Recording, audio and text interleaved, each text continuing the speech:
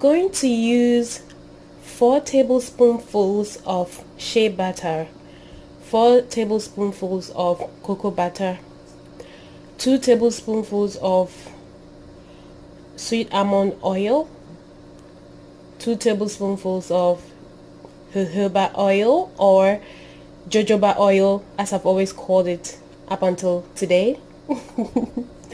And then my essential oil, I'm going to use lemon for this one, hence I call it my lemon shea cocoa.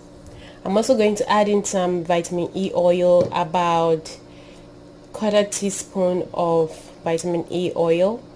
For the essential oil, I'll be putting in about 36 drops. Alright, so the first thing I'm going to do is put in my butter, the shea butter and the cocoa butter in here, and then I'm going to melt it using the double boiling method. So here it is, medium heat, and then so this is what I have. I'm going to go ahead and stick it in the freezer for about 30 minutes for it to solidify. Now I don't want it to freeze. What I want to do is just to make sure that it's opaque and hard, but not frozen. If you make a mistake and you forget it in the freezer, just let it thaw and then whip it after that. There's nothing much you can do, but the whole idea is to get it to just be solid, not to freeze.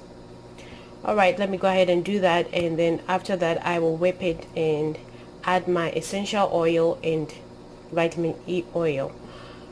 One thing I forgot to mention, when I was melting the oil, I waited for the shea butter and cocoa butter to melt like halfway through before adding the almond oil and jojoba oil, just because they are already in liquid form and I didn't want to apply unnecessary heat.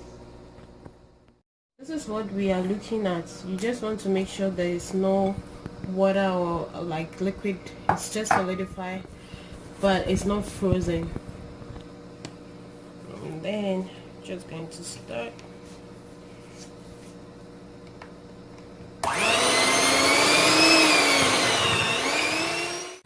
I'm going to add my essential oil now, about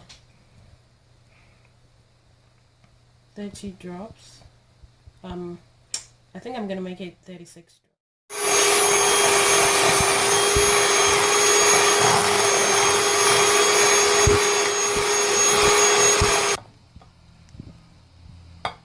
Ready to scoop. Yeah, sorry. So this is what we have.